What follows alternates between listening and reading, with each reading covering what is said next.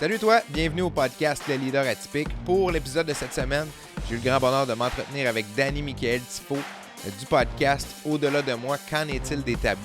Donc Danny Michael, c'est vraiment quelqu'un qui est en ouverture, ok? Il y a un sens de l'inclusion incroyable. C'est quelqu'un qui, sa spécialité, en fait, puis son don, c'est vraiment de mettre les gens en action. Il est bon là-dedans, donc tout ce qu'il fait, c'est en fonction de ça. Et puis ça a été vraiment le fun, une belle discussion de parler de valeurs de parcours incroyable. J'espère que tu vas apprécier. Si ce n'est pas déjà fait, je t'invite à t'abonner à ma chaîne YouTube Les Leaders Atypiques Podcast. Donc c'est vraiment une bonne façon de t'abonner au podcast. Tu peux aussi t'abonner sur la plateforme audio de ton choix, que ce soit Spotify, Apple Podcast, Google Podcast. Je suis sur toutes ces plateformes audio-là. Donc j'espère que tu vas apprécier ma discussion. Je te laisse avec mon entrevue avec Danny Michael Tifo. Bonne écoute.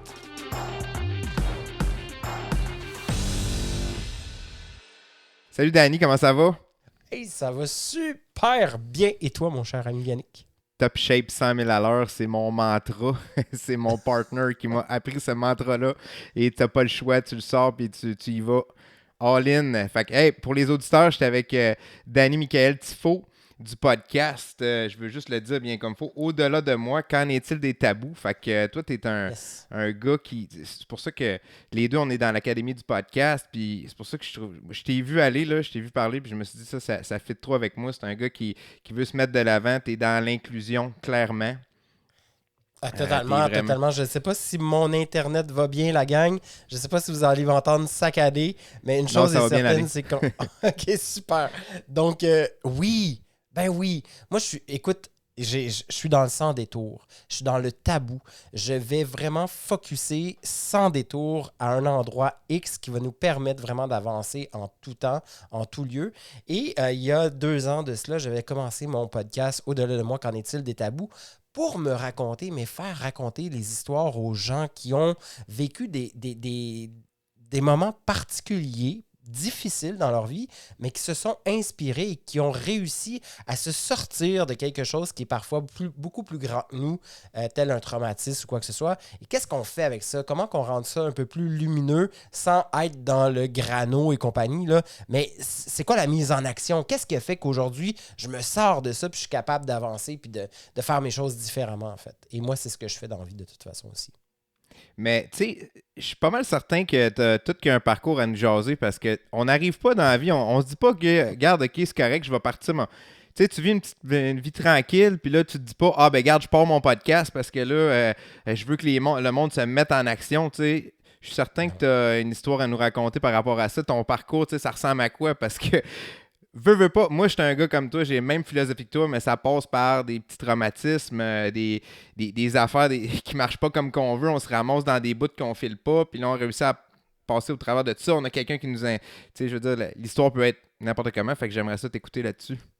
Hey, tellement. Ben écoute, je disais que je suis sans détour, mais ça veut pas dire que je n'ai pas eu beaucoup de détours à faire pour arriver à ce sans détour, en fait. Et c'est ça que j'ai envie d'offrir aux gens, hein.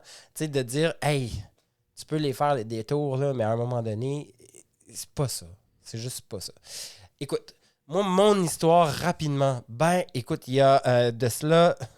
Je vieillis, c'est dégueulasse. Moi, j'ai 43 ans aujourd'hui.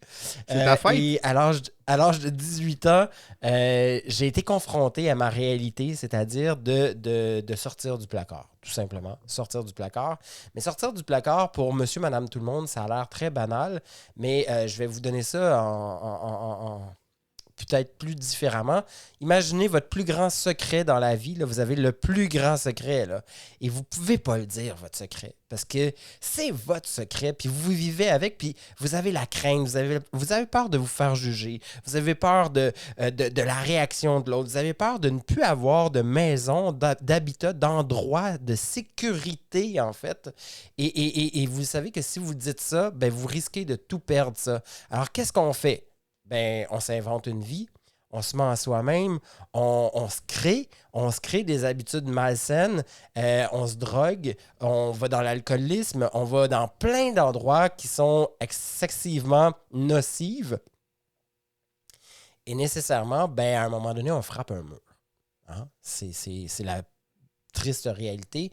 Et c'est qu'est-ce qui est arrivé avec moi? J'ai frappé un mur et ce mur-là est arrivé un jour où on m'a dit ben si tu ne fais pas cette action-là de sortir du placard et d'assumer ta vie puis d'être le plus vrai possible, ben si tu fais pas ça, un, c'est que tu n'es juste pas honnête avec toi-même puis que ta vie va être vraiment ridicule. Puis deux, ben tu vas te détruire. Tu as deux choix, Dani. Là. C'est soit que tu t'enlèves la vie ou que tu poursuis ta vie. Quel choix tu fais? J'ai fait le choix de vivre, moi. Ça a été vraiment mon choix. Et donc, j'ai assumé qui j'étais. Mais ma réalité, elle est exposant des milliers, des millions de gens à travers le monde. OK? Et ça, moi, ça a été de sortir du placard, mais pour beaucoup d'hétérosexuels, de personnes normales, on a tous un secret un jour qu'on aimerait dire puis qu'on n'ose pas dire ou qu'on n'ose pas assumer par peur du jugement. Et ça vient gruger notre vie, ça vient gruger ce qu'on est entièrement dans tout ce qu'on est, en fait. Puis malheureusement, ben, il faut se mettre en action. Il faut développer des outils pour justement assumer tout ça. Mais c'est pas donné à tout le monde, puis c'est pas donné à toutes les histoires, ça.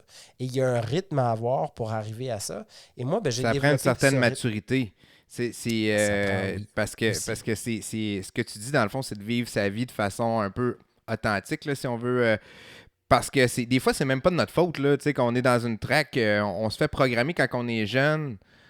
Puis j'ai l'impression qu'à chaque fois que je passe quelqu'un en entrevue, je repars là-dessus. Là. Mais tu sais, C'est correct. mais c'est ça quand même. Tu sais, tu pars là, que tu vas à l'école, tu rentres dans le carcan, déjà, tu sais, ça peut être professionnellement, ça peut être, tu sais, comme tu dis, pour des motifs personnels, ça peut être quelque chose par rapport à toi, ça peut être n'importe quoi. Puis tu sais, des fois, là, je me demande si t'es pas mieux juste d'oublier. Faut essayer d'oublier que le monde va te juger parce que des fois, quand tu mets trop d'attention sur toi-même, tu te dis ah, telle personne va dire telle affaire. Ah, ouais, moi, j'en viens quasiment, ça m'est arrivé en tout cas dans le passé, quasiment en arriver à penser telle personne va dire ça. C'est comme je vais m'empêcher de dire quelque chose parce que telle personne à quelque part, il écoutera probablement même pas ce que j'ai à dire, il pourrait penser ça. C'est loin Mais des fois, on se rend loin. ça génère énormément d'anxiété, d'angoisse aussi pour certaines personnes. Et moi, j'aime dire que je travaille dans les sphères de vie pour pouvoir justement permettre ce focus aux bons endroits. C'est dans quelle sphère de... C'est quoi d'abord une sphère de vie? Ben, il y a la sphère de vie personnelle, il y a la sphère de vie professionnelle, familiale, amicale. Donc, à partir de ta sphère de vie, laquelle qui est la problématique? Puis souvent, il va y en avoir 4 sur 5 qui vont être très problématiques, ou en tout cas, du moins, au moins une. Bon, ben, qu'est-ce qu'on peut faire dans cette sphère-là pour pouvoir faire en sorte que les autres aillent mieux, lentement, différemment? Et c'est ça que moi, j'ai fait de mon côté. Donc, je me suis permis de voir qu'est-ce qui se passait dans mes sphères de vie. C'était où les problématiques? Pourquoi qu'il y avait ces problèmes-là? J'ai reconnu que j'avais peur aussi. J'ai reconnu mes craintes, j'ai reconnu mes soucis, j'ai reconnu mes faiblesses et je les ai mis en action. J'ai donc sorti de ma zone de confort. Et Ouais. sortir de sa zone de confort, c'est pas donné à tout le monde, ça. Et comment on fait ça, sortir de sa zone de confort? Ben, il faut se mettre en action. Et quand, à partir du moment où on se met en action et qu'on défonce les murs et qu'on y va, même si on a la chienne, là, la chienne au ventre, les jambes qui sont molles, tu sais, le fameux rêve où tu cours et tu as l'impression que tu n'avances jamais, là, ben, tu te sens comme ça. Là. C'est un fait, ça. Mais à force du temps, tes jambes reprennent le dessus et enfin, tu peux commencer à marcher, à courir pour vrai, puis vraiment à rouler, puis à faire « OK, je me suis sorti, puis là, je suis rendu habitué, puis j'ai réussi. » Comme quand on apprend à faire du vélo les premières fois, ben c'est difficile, on a la chienne d'embarquer sur le vélo, on est excité, il y a comme quelque chose de super palpitant, d'excitant, mais en même temps, on sait que ça peut être dangereux, on ne sait pas trop comment le manœuvrer, mais finalement, à un moment donné, on va réussir à le manœuvrer. Ben c'est une réalité dans la vie, ça aussi. Mais je pense Et ça que a été la mienne. Mais je pense aussi que, tu sais, des fois, tu sais, pour réaliser, pour accepter, pour dire, OK, je le sais, comme moi, je suis beaucoup là-dedans, là, tu sais. Mais si tu vis pas ton lot de difficultés, c'est dur de se rendre à ça parce qu'il y a un certain parcours ou un certain cheminement que tu as besoin à faire pour être capable de voir ça de même, tu sais. À cette heure, moi, j'étais en business, ça a été tough. Il y a eu des années, les premières années, écoute, la première année qu'on était en business, fantastique. Deuxième année, tu sais, le syndrome de la deuxième année, OK, bon, on remonte ça. Oups, après ça, la COVID, là, je perds 95% de ma business, mais tu sais, ça, c'est juste en affaires, mais tu sais, dans le niveau personnel aussi. Fait que tu sais, des fois, c'est long, là, ça prend une certaine maturité, puis des fois, j'ai l'impression que, je sais pas si le monde sont rendus là, dans leur parcours, ou s'ils sont rendus là, ça se fait pas tout seul, ça prend un peu du monde comme toi, tu sais, qui ont un podcast, ou comme moi aussi, tu sais, moi je suis au début de mon podcast, mais tu sais, c'est un petit peu ça le but, c'est de dire, tu te vois dans le passé, tu te dis, garde, j'ai passé au travers de ça, j'avais de la misère à... Je pensais que j'étais pogné, je pensais que j'étais pris dans un coin, puis je savais plus où aller, puis là, à un moment donné, tu regardes ça, puis c'est tough, mais là, tu essayes de combattre la difficulté, alors que si tu l'acceptes, puis tu le sais qu'il va y avoir des difficultés qui vont venir tout le temps, ben, ça fait partie de la game. Quand tu acceptes ça, puis d'accepter les difficultés, mais si tu n'as pas connu avant, puis tu n'as pas l'expérience aussi de passer au travers d'une difficulté, je me dis, je sais pas si tu es prêt à l'accepter. Comprends-tu un peu mon point? Ben oui, totalement. Ben, je comprends tout à fait ton point. En fait, c'est exactement la raison pour laquelle j'ai fait un podcast sur les tabous. Pour démontrer aux gens qu'on en a tous des tabous. Le tabou fait partie de notre quotidien en tout temps, dans toutes les communications existantes, dans nos préjugés, dans nos façons de voir, dans nos valeurs, dans ce qu'on perçoit de la vie aussi. Le tabou, il est constamment là. Et moi, j'avais vraiment envie d'aller démontrer que avoir un tabou, c'est une chose, démystifier un tabou, c'en est un autre. Et de le démystifier, de permettre et de redonner le droit aux gens d'être qui ils sont malgré leurs difficultés, c'est hyper important. Et souvent, les gens sont juste inconscients de leurs difficultés. Et donc, d'aller nommer la difficulté dans un podcast, ça permet aux gens de prendre conscience aussi. Des fois, ils ne savent pas, tu viens de le dire, là. Ben, ils ont besoin de nous autres. Maturité-là, où tu ne sais juste pas où est-ce que tu en es rendu dans ta vie. Mais là, tu entends quelqu'un qui vient t'allumer quelque chose, une lumière, que tu fais comme « Hey, calvaire, attendons une minute. Moi, je vis ça là en ce moment. Oh, OK, je viens de mettre une graine dans ta tête, pas pour t'influencer, pas pour te manipuler, pour t'inspirer. Et moi, c'est ce que j'aime faire, c'est d'inspirer les gens et de leur permettre de se dire, ben, tu sais-tu quoi? T'as le droit. Tu as le droit en ce moment d'être anxieux. Tu as le droit en ce moment d'avoir de la peine. Tu as le droit en ce moment d'être coupable ou d'avoir un sentiment de culpabilité. Tu as le droit de tout ça. Maintenant, qu'est-ce que tu fais? À partir du moment où tu sais ça, là, qu'est-ce qu'à partir d'aujourd'hui, tu vas mettre en action pour avoir un peu moins de sentiment de culpabilité, avoir un petit peu moins de peur, avoir un petit peu moins d'angoisse, avoir un petit peu moins de tout ça pour pouvoir tranquillement avancer puis mettre un mindset complètement différent. C'est ça qu'il faut faire. Puis ça, ben, c'est pas donné à tout le monde. Effectivement, avoir une maturité, il y a des gens qui vont être rendus là et il y a des gens qui vont être dans l'ego énormément, dans l'ego de performance par ailleurs et qui vont juste pas vouloir accueillir ce message-là. Et c'est bien correct, ça leur appartient, c'est correct comme ça. Mais il y en a d'autres pour qui ça va vraiment aller parler. Et ces gens-là, ben moi, je les accompagne puis je les amène à un autre niveau. Puis tu sais, comme une des affaires que tu dis, là, tu sais, le mindset, là, c'est tellement important, ça fait tellement toute la différence. Parce que moi, j'ai toujours été quelqu'un de positif, OK? Positif en général, mais tu sais, écoute, j'ai probablement pas vécu, tu sais, les difficultés personnelles que toi, t'as vécues, là, OK? On va s'entendre, mais tu sais, moi, je viens d'une famille de blue collar, OK? Tu sais, du monde... ma mère travaillait au gouvernement, mon père travaillait dans une usine de pâte et papier. Tu sais, j'ai personne qui m'a montré le chemin de faire de la business. Fait que c'est pas quelque chose là, que j'avais en tête. Tu sais, on part avec ça, là, puis... Tu t'avances dans la vie, là, puis tu te dis, OK, je vais faire ça, mais tu sais, il faut un point où est-ce que tu te réveilles, que tu es comme dans la matrice, puis que tu peux sortir de la matrice, puis, tu sais, on dirait, c'est ça qui est plate, c'est qu'on est obligé de renaître, on dirait, tu sais, dans notre société, on est obligé de renaître. Parce qu'on, toi, tu trouves ça plate? Hey, moi, je trouve ça exaltant, pour vrai. Oui, je suis d'accord, mais le point que je veux dire, c'est que je trouve ça plate qu'on soit dans mauvaise trail en partant, tu sais. Puis je trouve qu'à cette heure, avec tout le monde, tu sais, qui partage du contenu, c'est ça qui est malade, c'est qu'il y a tellement de contenu puis de monde qui peuvent t'inspirer à cette heure que, tu sais, tu peux te réveiller de plus en plus jeune. Ah ben totalement. Ben, moi, je trouve ça super beau. Puis ça permet, tu sais, rappelle-toi, je sais pas, Yannick, quel âge que t'as, mais moi, en tout cas, je me rappelle à un certain moment où la créativité était essentielle pour pouvoir développer notre cerveau, pour pouvoir développer notre créativité en nous. Bon, il y avait les sportifs, puis il y avait les créatifs. Hein? Les sportifs, ben, eux autres, ils roulaient sur l'adrénaline. Puis les créatifs, ils roulaient aussi sur l'adrénaline, mais créative, que ce soit en dessin, en photo, en peu importe, whatever, ce que tu veux. Et tout se faisait au niveau manuel. Hein. On était vraiment soit dans le dessin, on était avec l'appareil photo, etc., etc. La créativité aujourd'hui, elle se fait sur le web davantage. Donc, on le voit ne serait-ce qu'avec TikTok, par exemple. Hein. Tu le dis, là, il y a tellement de contenu aujourd'hui, il y a tellement de communication, ça n'a jamais été aussi fort. Et là, comment on fait pour se démarquer là-dedans? Ben, man, t'es ce que t'es, puis c'est tout, tu comprends?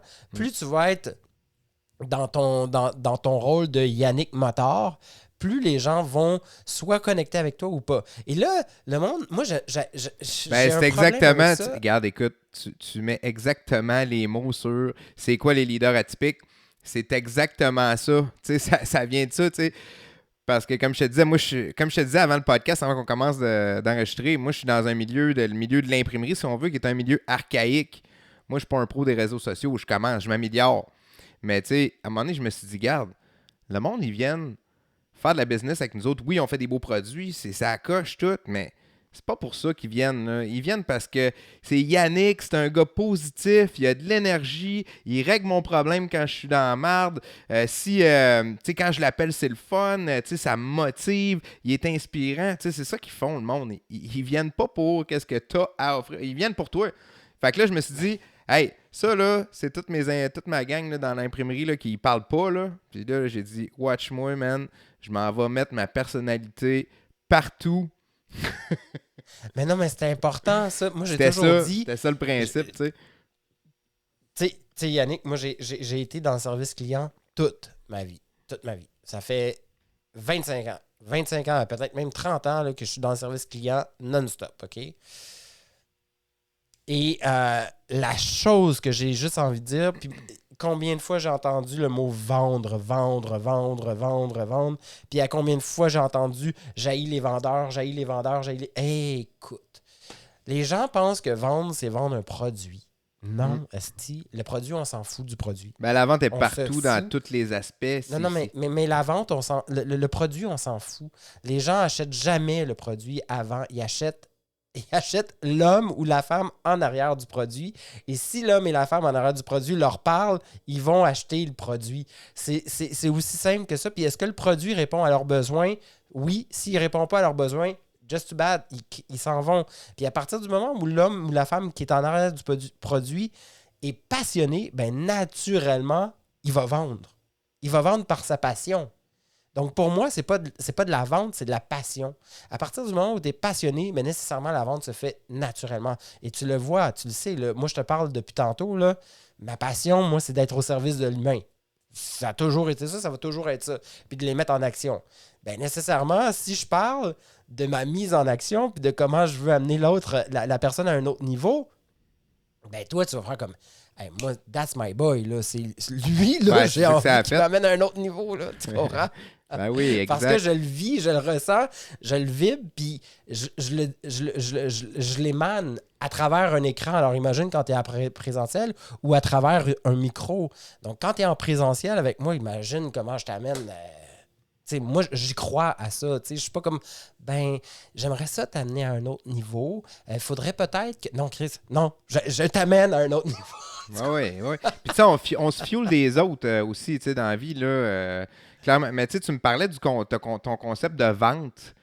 C'est drôle parce que j'ai un épisode...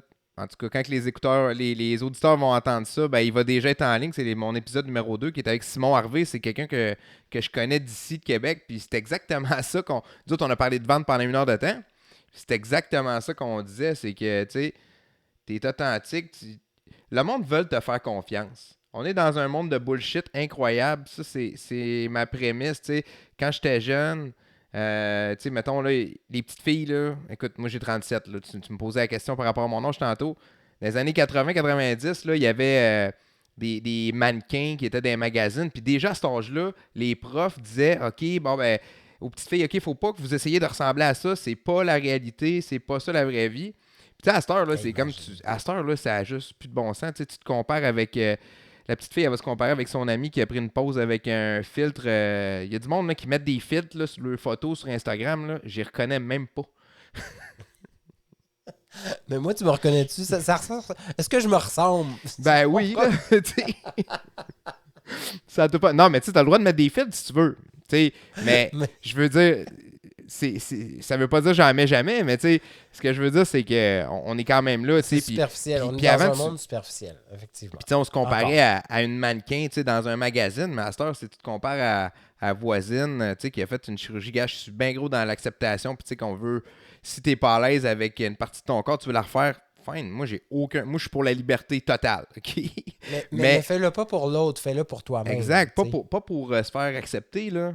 C'est un peu ça. Je me mets dans la peau d'une petite fille là, qui se compare avec ses amis. Les photos qu'elle voit sur le web, c'est même pas des vraies photos réalistes.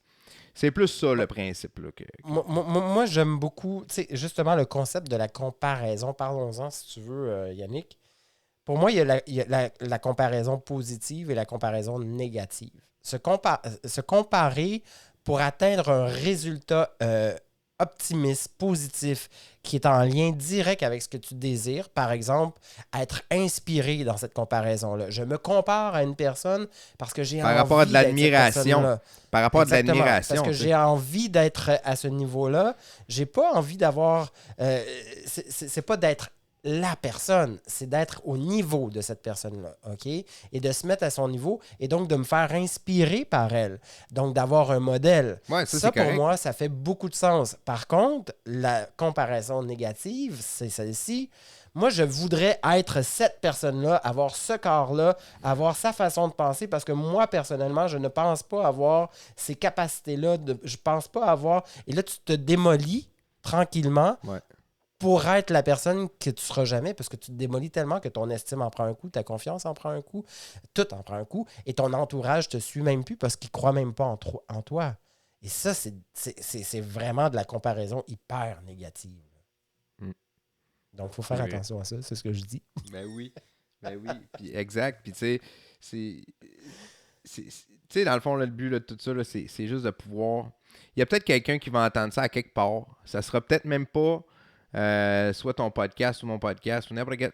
Des fois, là, tu peux juste tomber sur une clip promo à quelque part qui va te mettre une petite graine dans ta tête qui va germer. Puis tu sais, qui va t'amener à te poser la question. Tu sais, c'est un peu ça le rôle, là, je pense, au final. Mon rôle, de mettre une graine dans la tête de quelqu'un, oui. Puis là, j'ai plein d'images qui viennent. Ouais, tu voulais pas rentrer dans le... Ah ouais, mais moi, je vous l'ai dit, j'étais le gars des tabous, j'ai été connu pour ça. Fait qu'il faut aller faire des niaiseries des fois. Assumons ça pour mettre un peu d'humour. Mais ceci étant dit, Yannick, tout ça pour te dire que dans mon histoire, j'ai eu le privilège, malgré des défaites. Tantôt, tu parlais de... les échecs, tu sais, avoir des échecs, puis c'est difficile parfois de remonter, puis tu dois te battre pour plein d'affaires. Moi, j'appelle ça la charte N, Yannick, c'est-à-dire que tu montes en flèche, puis bang, il arrive quelque chose, XY, tu redescends, là, il faut que tu remontes, tu sais, mais est-ce qu'on a envie de remonter? Puis j'ai toujours, moi, ma phrase fétiche, c'est il n'y a rien qui arrive pour rien. Il n'y a jamais rien qui arrive pour rien, c'est jamais pour le pire, c'est toujours pour le mieux. Et ça, là, je trouve ça super important. On retombe dans le... Tu sais, c'est ça, je voulais revenir dans le côté mindset aussi, c'est un peu ça, tu sais, parce que moi, là, j'ai eu... Tu sais, regarde, écoute, je vais avoir de l'air vraiment soft, là, dans ce que je vais dire, là. Mais, tu sais, moi, une de mes premiers gros défis, là, dans ma vie, puis une des premières affaires qui m'est arrivée que j'ai trouvé vraiment tough, c'est quand mes parents se sont séparés, j'étais adolescent. OK? Tu sais, ça fait vraiment... ça fait... Parce qu'à ça, il y a plein de... Back in the time. Ouais, il y a plein de personnes là, qui vivent ça là, dans la vie. Mais moi, c'est une période que ça a eu beaucoup d'impact sur moi parce que la réalité, c'est que mon père est parti avec une autre femme. Fait que là, moi, j'ai mal pris ça. Puis, tu sais, écoute, c'était probablement une bonne décision pour lui parce qu'il est encore avec. Tu sais, mais c'est ça. Mais tu sais, mets-toi dans la peau d'un petit gars de 14 ans que moi, j'étais super gêné, anxiété dans le fond. Tu sais, je suivais toutes les consignes parce que j'avais peur de me faire chicaner. J'étais en train de me rendre compte que j'étais un hypersensible.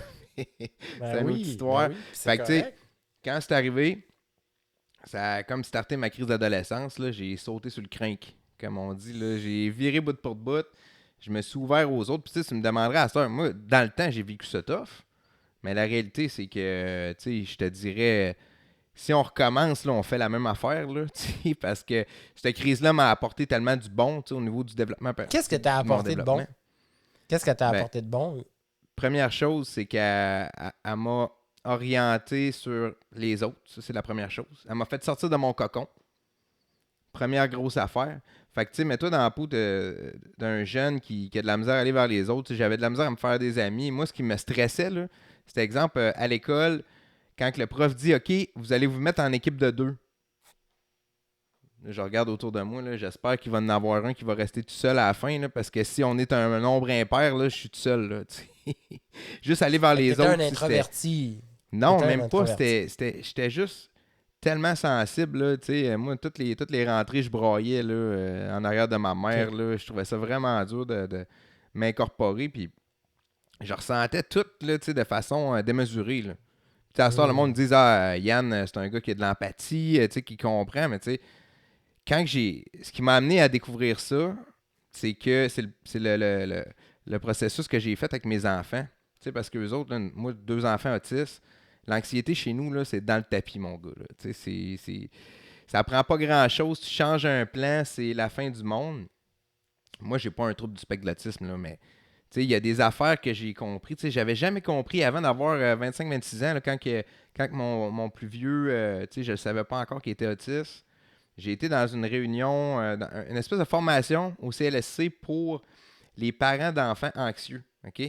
Ça m'a OK. pris 27 ans avant de me rendre compte que je faisais de l'anxiété à côté. Moi, je pensais que j'étais juste stressé. Là. Mais non, il y a une grosse différence entre les deux. Puis, tu sais, je suis obligé de te dire, j'étais le meilleur pour cacher ça.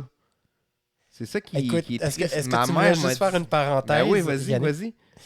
Juste pour que les gens, parce que peut-être qu'il y en a qui vont entendre et qui ne sauront pas, la différence entre anxiété et la différence entre stressé. Être anxieux, c'est quelqu'un qui va se poser plusieurs questions par crainte, par peur, par souci de. Donc, Le mot, c'est peur.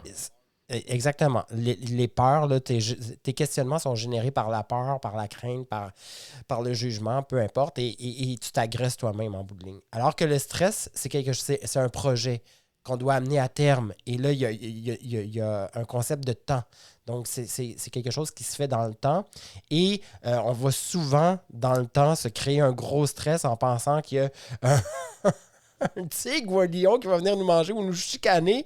Parce Ben, le que, bon, stress ben, peut on a t'aider.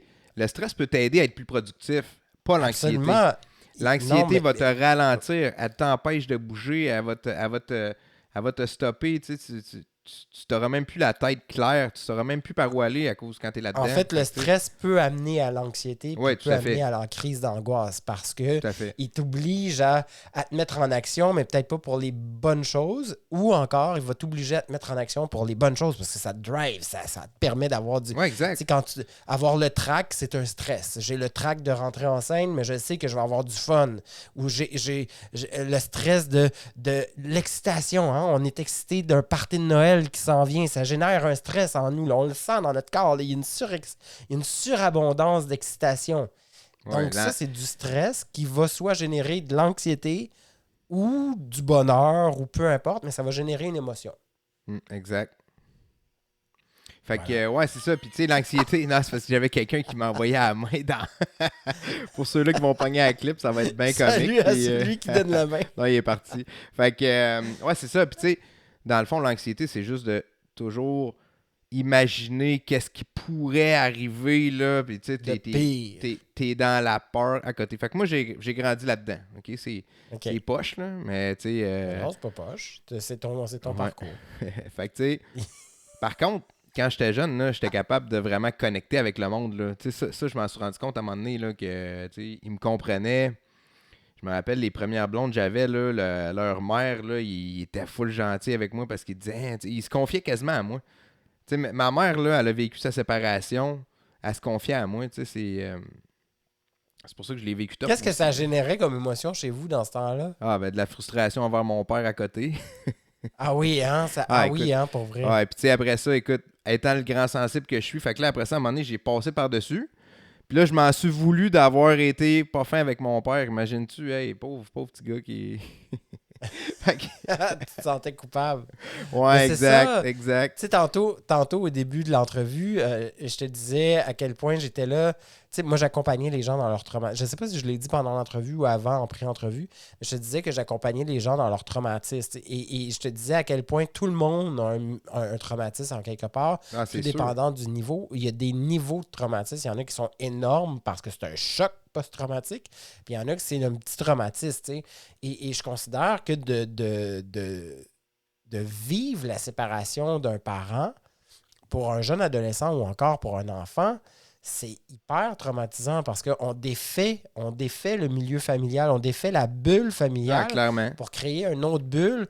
Et là, les repères sont plus les mêmes, on est ailleurs, on comprend pas, ça fait pas partie de notre réalité de prise de conscience puisqu'on n'est pas conscient quand on est enfant. Donc, nécessairement, ça génère des problématiques mentales.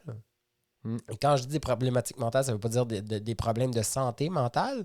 Ce que je veux dire, c'est que ça des crée de déséquilibres. l'anxiété, ça crée du stress. Puis tu sais, l'autre affaire aussi, je te Ça dirais... crée un déséquilibre, en tout cas, dans les sphères de vie. Tu sais. On va revenir à ça. Là. Et ça, ben, ça peut affecter le parcours d'une vie dans le temps. C'est sûr. Non, mais c'est ça. Tu sais, qu'est-ce qu'on peut faire pour que, quand on prend conscience de toutes ces affaires-là, ben, qu'est-ce qu'on fait? Qu'est-ce qu'on fait avec ça? Puis où est-ce que je m'en vais aujourd'hui? Tu sais? Moi, j'ai un cousin, là, Yannick, là. Mon cousin, je le trouve formidable. Moi, pour vrai, là, le gars, il est dans la gestion de relations, là, comme il pourrait faire de la gestion de relations, mon gars.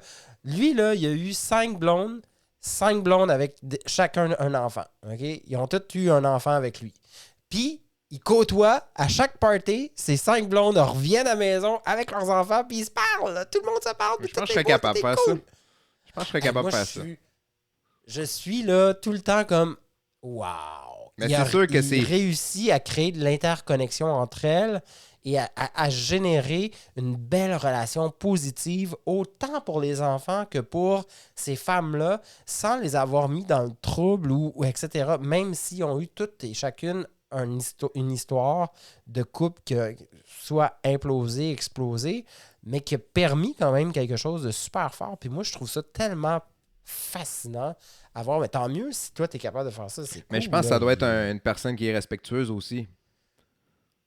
Écoute, c'était ton cousin ou ton ami? Là, non, c'est un cousin, c'est mon cousin. Est-ce qu'il est respectueux? Sûrement, j'imagine que oui, mais comme je n'ai jamais vécu avec lui, puis je sais pas, je peux pas te dire. Non, mais tu sais, tu dois le connaître un peu. Personne, oui. Tu dois le connaître un peu. En général, les gens doivent dire de cette personne-là que c'est une personne respectueuse parce que je pense que la seule façon que tu peux arriver à faire ça puis avoir un équilibre, c'est par le respect, tu sais. Je pense qu'il n'y a aucune autre façon. T'sais. En tout cas, d'après moi, ça serait l'élément clé là-dedans. Là, t'sais. Exact. Mais tu sais, c'est ça, tantôt, on disait que, OK, j'étais dans l'anxiété, là, j'ai implosé. Mais l'autre affaire aussi qui m'a beaucoup apporté, tu sais, je voudrais revenir là-dessus, là, c'est que je suis devenu un petit peu j'ai pris le rôle du père. OK, j'avais un petit frère. Okay. Là, ma mère, elle se fait domper, là, disons les vraies affaires. Fait que là, moi, c'est sûr que dans ma tête, là, à ce moment-là, j'ai 14-15 ans, je suis sur le bord, tu sais. Au niveau de la maturité, je suis pas encore là, mais tu sais, je prends les rênes. Tu comprends-tu? Tu sais, je me dis... Mais t'es sur le bord de quoi quand tu veux dire au niveau de la maturité? J'ai 14-15 ans, tu sais, j'étais adolescent. Mettons, j'ai 14 ans. Puis là, les années après, là, tu sais, ça continue, là. Tu sais, je veux dire, c'est pas facile. Là, moi, je reste avec ma mère, tu sais, financièrement, tu sais, je veux dire, il y a des défis. Donc, t'es sur le bord d'être en dépression, c'est ça? Non, pas du tout. Ce que je veux dire, c'est que je prends les rênes, là. Tu sais, moi, je dis, OK, d'accord. Inconsciemment, je prends le rôle de l'homme de la maison. OK, d'accord. Du pilier. Fait que, tu sais, je te dirais que c'est une autre partie aussi qui m'a beaucoup influencé après ça, là. Ça a eu beaucoup. Ça a influencé tes frères et tes soeurs. Ben, t'as-tu une soeur? Ouais, j'ai un frère. Je sais pas que ça l'a influencé. Ça l'a influencé, moi, mes habitudes, là. Tu sais, on va dire peut-être plus, là. Mais tu sais, c'est ça, des fois, tout le monde... responsabilité. Exact. Fait que, tu sais, c'est quelque chose que j'ai développé à cause de ça, je pense, là. Tu sais, j'étais quand même responsable, mais tu sais, j'étais peut-être pas prêt à... Ça m'a donné un gros boost là-dessus. Tu sais, fait que des fois, tu vis des affaires... pas prêt. T'étais clairement pas prêt, Yannick, on va se le dire. C'est en rétroactive que je peux te dire ça aussi, parce que sur le coup, je t'aurais jamais dit ça. Là. Est-ce que tu crois que c'est à cause de ça qu'aujourd'hui, tu es un entrepreneur? Je sais pas. J'ai été longtemps à me demander où est-ce que je m'en allais, tu sais. Je me rappelle... Moi, je te dirais que c'est grâce au fait que j'ai assumé ma vie que je suis aujourd'hui un entrepreneur. Et que c'est grâce à ça qu'aujourd'hui, je suis responsable de ce que je fais dans ma vie, puis que je prends ma responsabilité dans ma vie, de mes choix, de mes faits, de mes gestes. Le fait d'être... Il y a en 2007, je suis devenu massothérapeute. Et j'ai commencé, je me suis spécialisé dans le fond, moi, dans le traumatisme, comme je te disais. Fait que ma clientèle, c'est les Forces armées canadiennes, la SPVM, qui est un corps policier ici au Québec, à Montréal, en fait, et la SQ, qui est le corps policier provincial. Et bien sûr, ces gens-là, il y avait des gros traumatismes parce qu'ils vivaient des choses sur le terrain. Donc, et j'avais plusieurs médecins qui m'envoyaient, quand je dis des médecins, c'est des psychiatres, là, en fait, ou des psychologues, qui m'envoyaient carrément des gens qui se sont fait violer, qui doivent réapprendre à se faire toucher dans le temps. Moi, c'était ça ma clientèle. Donc, il y avait une thérapie à faire avant de faire le traitement, ça c'était évident. Et quand en 2018, en fait. Non, 2004. Je pense à ça. 2014. J'ai les années à ce passent. moment-là eu un accident.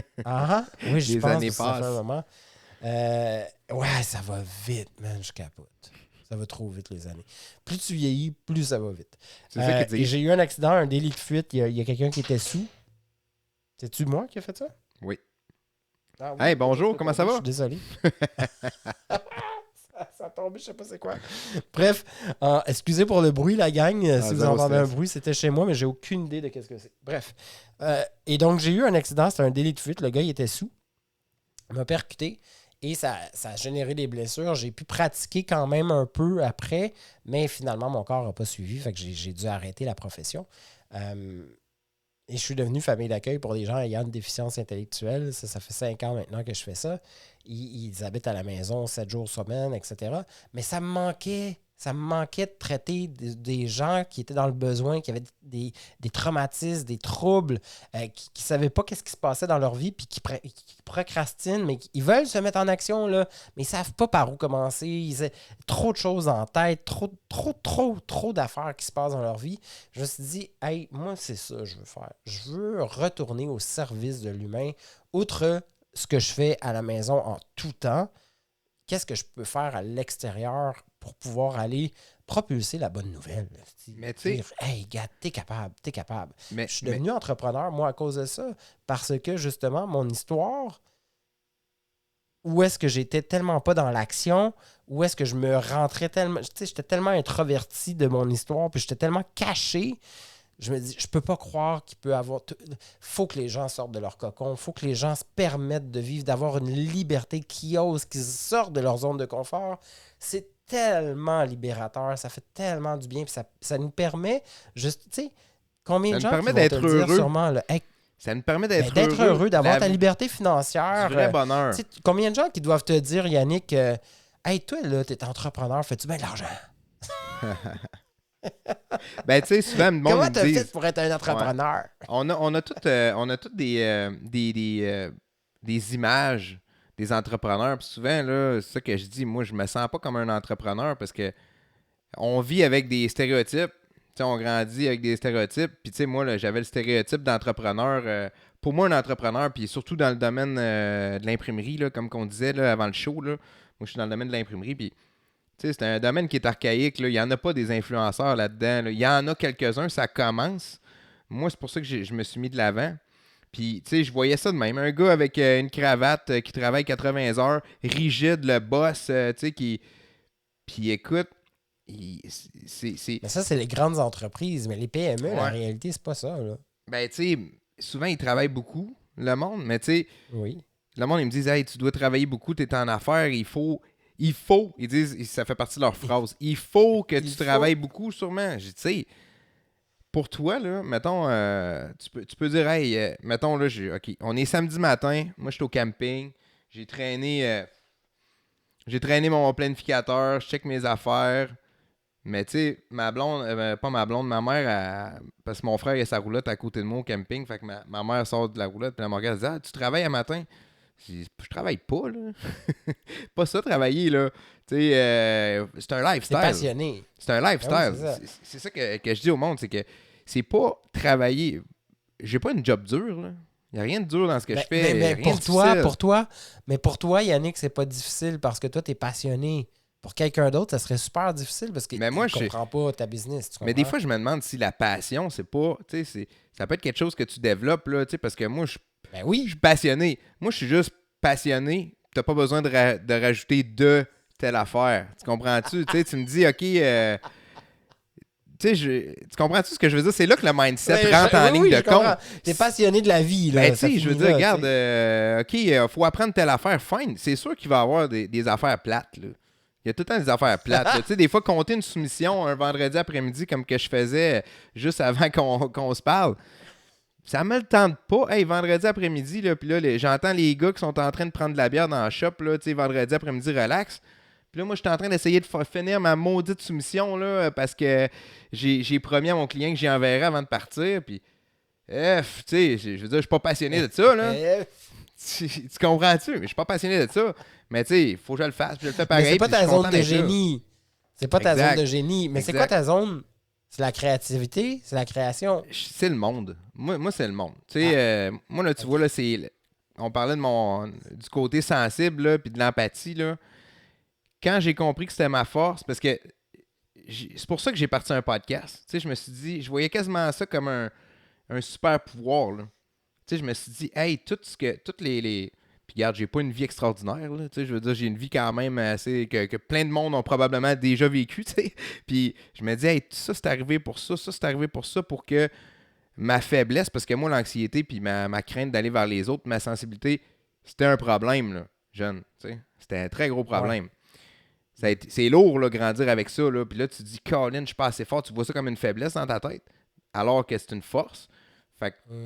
Tu passes, là, le cheminement, puis le processus, puis tu sais, l'expérience, puis les épreuves te permettent de dompter cette force-là, puis que ça devienne vraiment comme une puissance. Fait que, tu sais, quand j'ai compris ça, c'est là que je me suis dit, hey, je vais faire des vidéos, je vais me mettre de l'avant un petit peu plus, montrer ma personnalité, puis le monde qui fit avec ça, ben, tu t'es mis en action. C'est un aimant. Tu sais, le monde, là, quand tu te mets de l'avant, tu peux juste attirer qu'est-ce qui a un bon fit avec toi, que ce soit des clients, que ce soit des amis, que ce soit des employés. Fait que, des collaborateurs, peu importe. Exact. Mais tu t'es mis en action, Yannick, tu comprends? Tu as sorti de ta zone de confort. C'est-à-dire que tu as passé outre ta peur pour pouvoir te mettre en action puis faire OK, maintenant que je sais ça, là, qu'est-ce que je fais avec ça? Ben, tu l'as fait. Tu es allé faire des vidéos, tu as décidé de faire un podcast, tu as décidé de sortir de ta zone. Puis aujourd'hui, tu es un entrepreneur, puis tu veux amener ton entreprise ailleurs, dans le virtuel, tu veux la développer différemment, mais tu te mets en action, tu fais pas semblant de te mettre en action. Puis oui, il doit y avoir des moments super difficiles. Oui, il doit y avoir des moments où tu te dis « Hey, je fais-tu la bonne chose ou non? » Mais peut-être qu'il y a bien des moments où tu te dis « Hey, sais-tu quoi? De la merde, je le fais pareil, puis c'est bien correct de même, parce que je pense que tu es un gars persévérant. Peut-être que je me trompe. » Ben, tu sais, écoute, à cette heure, je trouve que je suis un gars qui essaye juste de simplifier pour le faire. Parce qu'avant, là, tu sais, puis c'est de même pour plein de gens, là, puis regarde, justement, dans le club Momentum, là, qu'on fait partie, puis l'académie du podcast, il y en a plein du monde qui ont de la misère à starter. Puis moi, là, j'étais un peu de même. Tu vois, là, la semaine passée, là, c'est pour ça que j'ai lancé mon podcast plus vite que prévu, parce que là, je suivais les cours de l'académie, puis là, j'étais là, OK, il faut orchestrer le lancement, puis là, je commençais à trouver que c'était compliqué pour moi, puis que là, ça me faisait repousser ça. Ah, mais là, je suis pas certain de comment faire ça, puis, tu sais, je veux dire, j'hésite parce que je sais pas comment commencer, là, à faire la patente. Fait que là, j'ai dit, fuck off. Ah ouais, on met ça en ligne, on va y aller comme ça va aller, sinon ça avancera pas, là, tu sais. Fait que c'est plus ça, je pense, mon côté d'expérience que j'ai été chercher, là, avec le temps, c'est juste de dire, regarde, faut pas que ça soit compliqué. Si je le fais et c'est trop compliqué, je vais arrêter de le faire. C'est pas ça que je veux le faire, je veux continuer, je veux être constant. Puis c'est ça, il y a un côté discipline aussi à apprivoiser, là. T'sais. À développer. Mais tu vas être d'accord avec moi qui est entrepreneur, toi qui es entrepreneur, Yannick, puis pour tous ceux et celles qui aimeraient être entrepreneurs un jour, un entrepreneur, ça se fait pas. Tu deviens pas entrepreneur, du jour au lendemain, et deux, tu n'as pas une entreprise qui se développe du jour au lendemain. Et on fait pas de l'argent dans une entreprise du jour au lendemain. Et un podcast, c'est exactement la même chose que quelqu'un qui décide demain de faire une entreprise. Tu n'auras pas tous les abonnés et tout l'investissement que tu veux au départ, c'est quelque chose qui se fait sur le long terme et c'est quelque chose qui demande une discipline et de la persévérance dans le temps. Et puis c'est bien correct comme ça, mais c'est par contre quelque chose qui est hyper engageant dans le temps.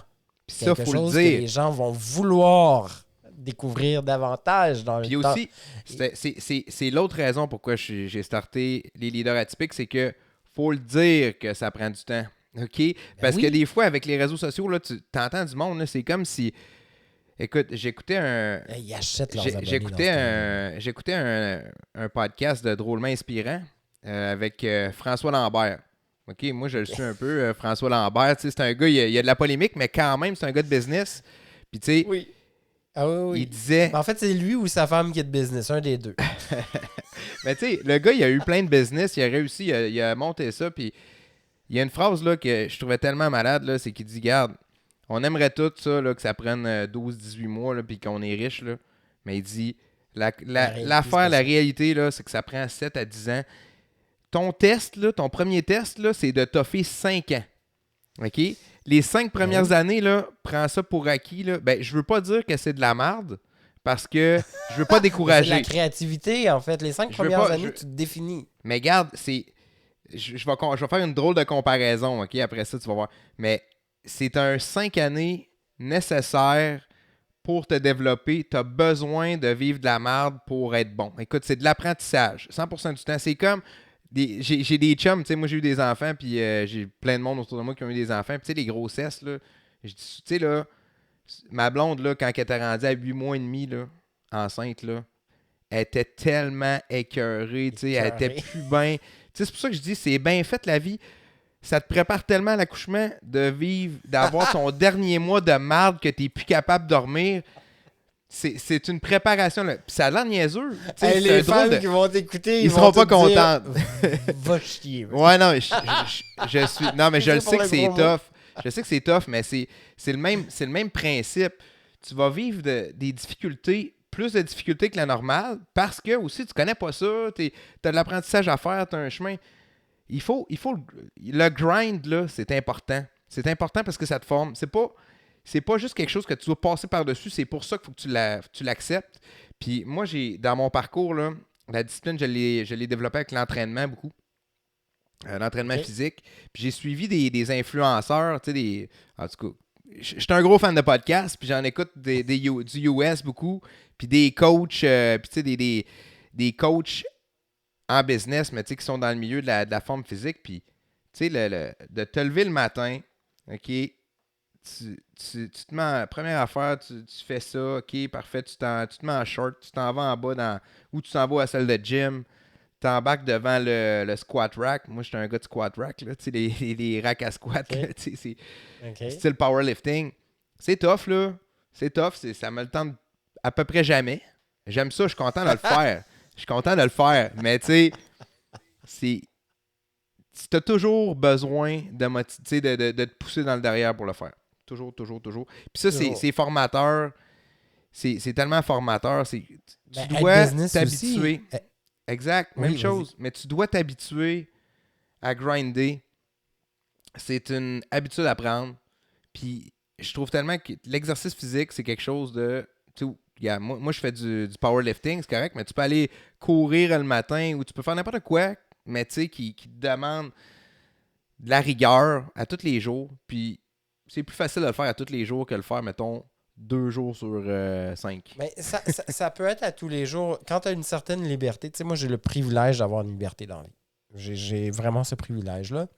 Puis pour moi, le podcast, pour revenir au podcast, admettons, Yannick, là, ça m'a pris 7 mois partir mon podcast. Après 7 mois, j'ai fait 2 épisodes.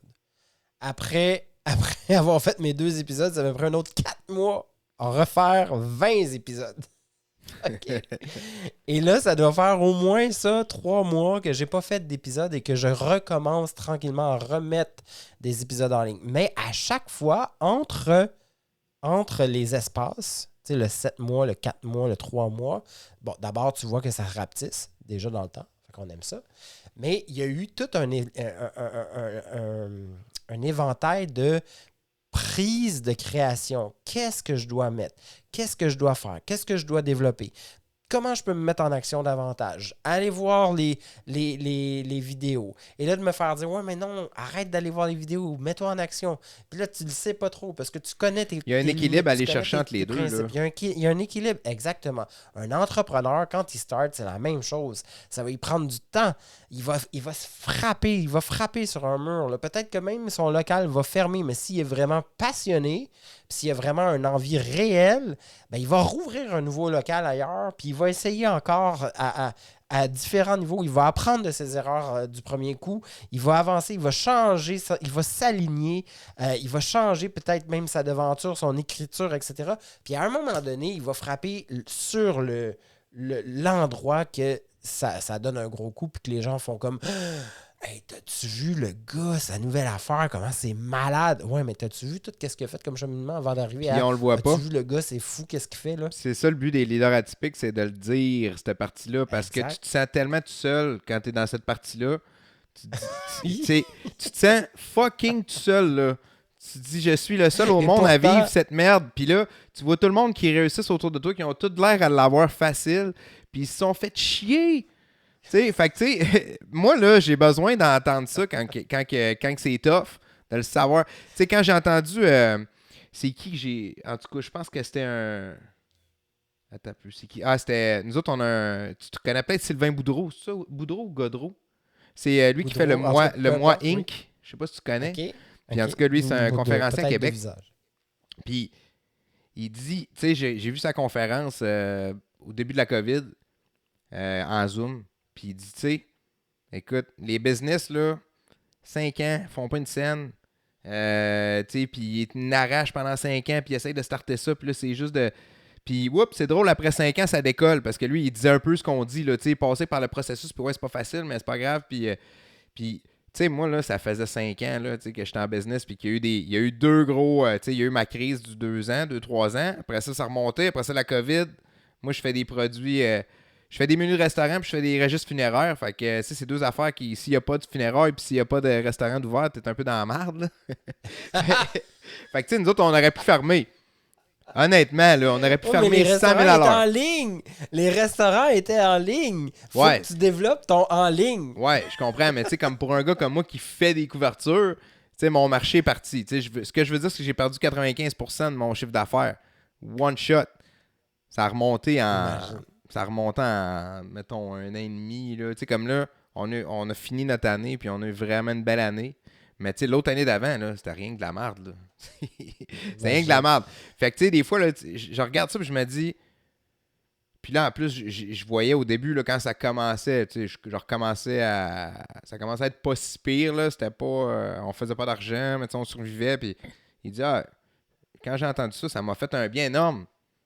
Parce que je me suis dit, regarde, ça fait 5 ans, là, ça va décoller. Là, on a passé des crises, on a été capable de survivre. Tu sais, il y a un gain de confiance aussi qui se passe, puis tu te dis, tu améliores ta capacité puis ta confiance à dire, regarde, je suis capable de régler des crises. Fait amène-en des crises. En fait, je vais le passer par-dessus. Faut aller plus loin que ça, Yannick, à mon avis. Là, puis tu vas voir, je pense que tu vas aimer l'image, ou peut-être que tu l'aimeras pas, mais je pense que c'est une image qui est quand même assez forte. Tu sais, moi, j'ai envie de te dire, ouais, puis si après 5 ans, c'est toujours pas ça, là. Non, je sais, mais... Moi, ce que j'ai envie de te dire, par contre, c'est la bourse. Je vais t'amener à la bourse, là. La bourse, ça fait toujours ça, mais ça monte tout le temps. Tu comprends? C'est jamais par en bas, ça monte tout le temps. Mais il y a une charte N, là. Il y a toujours des vagues, là. Il y a des creux, il y a des ups. Puis il y a des creux, il y a des ups. Il y a des creux, il y a des ups. Puis sur 10 ans, tu vois tout le temps la progression malgré tout, tu comprends? Mm-hmm. Mais toi, la preuve, on vient de la voir, là. Tu as eu un up, tu as eu un down. Tu as eu un up, tu as eu un petit down. Tu as eu un up, puis là, c'est un beau up, là. Il va-tu avoir un petit down? Ben, peut-être éventuellement, puis c'est correct, mais t'es en progression. Fait que c'est juste que... Mais c'est tellement malade que tu fais pas d'argent, mettons, après 5 ans, c'est pas grave. Ça veut pas dire qu'après 10 ans, par contre, non, exact. Pas, t'sais. Exact, mais ce que je veux dire là-dedans, c'est que c'est bon de l'entendre. De te dire, regarde, parce que tu te dis, regarde, je vais l'avoir, tu sais. Là, tu regagnes confiance, puis là, tu l'entends quelqu'un, tu sais, qui fait juste te dire, ben oui, c'est normal, qu'est-ce que tu vis là? Arrête de capoter, là. T'es pas en train de te planter. Tu sais, puis tu parles de la bourse. Moi, mon associé, c'est un crinqué de la bourse. Il capote là-dessus. Tu sais, il fait de l'analyse technique, là, c'est-à-dire que tu analyses ton graphique, OK? Puis lui, il parle des résistances. C'est comme, oups, ça monte là, le plafond il est ici, OK? Fait que là, ça monte là, oups, ça redescend, puis là, vu qu'on est en podcast, vu qu'on est en podcast, dis qu'est-ce que tu veux dire par « il est ici » pour que c'est les que ça gens monte. comprennent c'est où ton ici. Exemple, là, il y a une résistance, il y a comme une ligne invisible. Ton action, là, à chaque fois qu'elle se rend à 30$, elle redescend à 24. Après ça, elle remonte à 29,95. Elle redescend à 22. Puis à un moment donné, elle passe le seuil. Elle passe le genre de plafond. Ça fait 3-4 fois qu'elle essaye. Fait que tu sais, ça, là, cette analogie-là, là, je l'ai entendu dans la bourse. Je l'ai entendu dans... Il y avait quelqu'un, un influenceur américain qui disait, tu sais, un grain d'herbe là, dans la terre, là, OK, il commence à germer. Puis là, le bout, le petit bout, la petite pousse, elle essaye de passer au travers de la terre au niveau du sol, mais elle n'est pas capable parce que c'est sec. Fait que là, le premier coup, elle essaye de passer au travers, whoop, elle vire de bord. Là, après ça, elle essaye, whoop. Fait que ça prend 3-4 fois. Tu sais, puis c'est tellement une belle analogie de dire, regarde, il y a des places où est-ce que, tu sais, des fois, c'est un petit plafond qu'il faut que tu passes. Ça peut prendre 3-4 shots avant que tu sois capable de le dépasser, mais c'est pas grave. La répétition crée la conviction. Et le meilleur exemple que je vais te donner pour ça, là, mon cher Yannick, moi, il y a un modèle que je suis qui est québécois et c'est certainement une des Québécoises les plus riches au Québec. Pour vrai, là. Et tu vas rire de l'analogie que je vais faire, mais c'est quand même un fait. C'est Maria Meriano, la leader de l'équipe des diamants, de l'organisation Les Diamants de Tupperware. Cette femme-là, OK, il y a 37 ans, elle a repris la business de sa mère, qui a commencé chez Tupperware à l'époque. Tupperware, à l'époque, c'était fait pour les femmes, pour que les femmes puissent s'émanciper en entreprise, puisque les hommes, ben, à cette époque-là, c'était des entrepreneurs, mais ils ne laissaient pas nécessairement leurs femmes avoir une liberté financière, puis ne leur laissaient pas la lassitude de devenir des entrepreneurs. Donc, Tupperware est devenu une entreprise pour les femmes, pour que les femmes puissent s'émanciper au niveau professionnel. Elle a repris la business de sa mère. Avant COVID, l'organisation des diamants faisait annuellement 20 millions de dollars de ventes annuelles. Et moi, je vais toujours me rappeler, il y a 2 ans, puisque mon conjoint est technicien informatique, mais il est aussi directeur pour l'entreprise. À cette époque-là, elle avait un gros tableau en arrière d'elle qui inscrivait 100 millions de dollars. Elle, son objectif, elle disait, dans 2 ans, on va faire 100 millions de dollars de ventes. Les gens, voyons donc, ça n'a pas de sens. Elle visualisait et elle le nommait à chaque jour devant nous. À chaque jour, elle le visualisait et elle le nommait. Ben, crois-le pas, aujourd'hui, en date de 2 ans et demi plus tard, elle fait 120 millions annuels de chiffre d'affaires. Puis je suis certain qu'elle a lu Think and Grow Rich. Écoute, elle s'est mise en action. Parler. Elle s'est mise en action et à chaque jour, elle faisait des mises en action. Puis la femme est arrivée à faire un chiffre d'affaires. Et non seulement elle fait un chiffre d'affaires qui surpasse les attentes, mais en plus, c'est la première organisation mondiale de Tupperware à travers le monde. Là. C'est mondial. Elle n'était pas dans les tops. Aujourd'hui, elle est la première. C'est la leader de chez Tupperware. Elle est tellement leader que les gens de Tupperware veulent savoir qu'est-ce qui est arrivé. Et tellement fort que elle a fait, oui, ce montant-là. La deuxième organisation qui la suit fait pas plus que 20 millions de ventes de chiffre d'affaires par année. Elle est 100 millions de plus loin. Là. Fait que c'est sûr que là, tu comprendras que l'entreprise Tupperware la regarde aller et fait « What the fuck? C'est qui elle? » Tu comprends? Tu comprends? Alors, te dire, dans le fond, pourquoi je vous parle de ça, c'est on parle de mise en action. Bien, dans la mise en action, qu'est-ce qu'on a? Il y a la visualisation. Exact. On visualise pas assez, man. Il faut que tu penses à quelque chose que tu veux aussi. Parce que quand non seulement le penser, mais le mettre en action. Tu veux ça? OK, c'est quoi les actions que tu vas faire pour arriver à cet objectif-là? Puis si tu n'y arrives pas, est-ce que dans la dernière année, ça a augmenté au moins un peu? Puis si ça a augmenté un peu, ben Chris, félicite-toi donne-toi du gros love. Tu as réussi au moins à augmenter, tu n'as pas descendu. Puis si tu avais descendu, qu'est-ce qui a fait que tu as descendu? C'est pas grave, là. Tu l'as fait, tu as descendu, tu as peut-être eu un moment down cette année. Ouais, mais tu as peut-être besoin de qu'est-ce qu'on fait descendre. pour se remettre? Tu as peut-être besoin de descendre pour remonter aussi. Oui, tu as besoin. C'est ça qu'il faut comprendre. Tu n'étais peut-être pas tout à fait prêt. Puis ça t'a fait réaliser que tu n'étais pas prêt. Fait que là, tu t'es arrangé pour aller te préparer pour le faire de la bonne façon le prochain coup. Tu sais, faut juste accepter. Ça revient au mindset tout le temps. C'est tellement important. Tellement important. Puis, tu sais, des fois, on a de l'air. Moi, j'en parle un peu du mindset. Puis là, je dis, tu sais, c'est pas tout le mindset. OK? C'est pas 100%. Le mindset, c'est juste qu'est-ce que tu as dans ta tête, mais à la fin, il faut que tu le fasses pareil. Ben oui, après, c'est l'exécution. La mise en action. Il y en a plein qui le font pas, la mise en action, parce qu'ils disent, OK, c'est correct, on va partager plein de belles citations là, sur Instagram, puis c'est super motivant, c'est cool, mais tu sais, ça te fait sentir bien puis motivé pendant un instant, mais faut que tu... Puis tu sais, il y a tellement un équilibre, je trouve. Il y a tellement un équilibre à un moment donné, tu sais, tu dis, la personne qui travaille comme 70 heures semaine, le patron... d'entreprise, tu sais, typique là, que je disais que je me sentais pas, là, tu sais.